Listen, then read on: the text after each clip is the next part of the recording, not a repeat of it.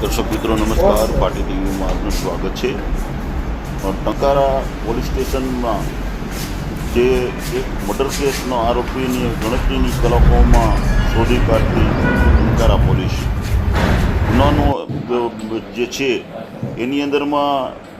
જે આરોપી જે સંજયભાઈ ગોવિંદભાઈ ભોજપિયા, જાતે દેવી પૂજક, ઉંમર વર્ષ 40, ધંધો મજૂરી કામ તથા રિક્ષા ડ્રાઇવિંગ, રહે લજાય, હાલ લજાય ભીમનાથ રોડ ગોરસ કારખાના પાસે સિલ્વર પ્લાસ્ટિક નામના કારખાનાની ઓડીમાં મૂળ રહે છે અને સનાળા બાયપાસ રોડ પર જોગણીવાળાને શોધી કાઢી જે ગુનો ગત તારીખ 9ના રોજ ટંકારા મુકામે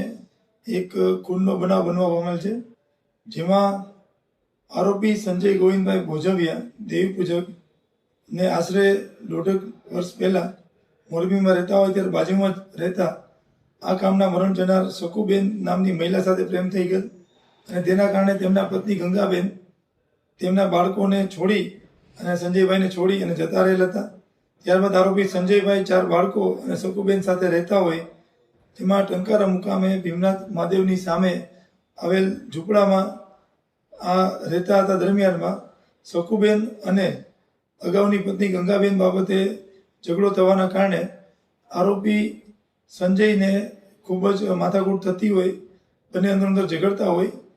તારીખ 8ની રાતના રોજ સંજયે પોતાના ઘરમાં રસોડામાં વપરાતા પાટલાથી જે મરણ જનાર શકુબેન છે એના માથામાં અને મોઢા ઉપર આડેધડ મારતા મરણ જનારનું મોત નીપજેલ હતું અને ત્યારબાદ તારીખ 9ના રોજ સવારે 6 વાગ્યા આસપાસ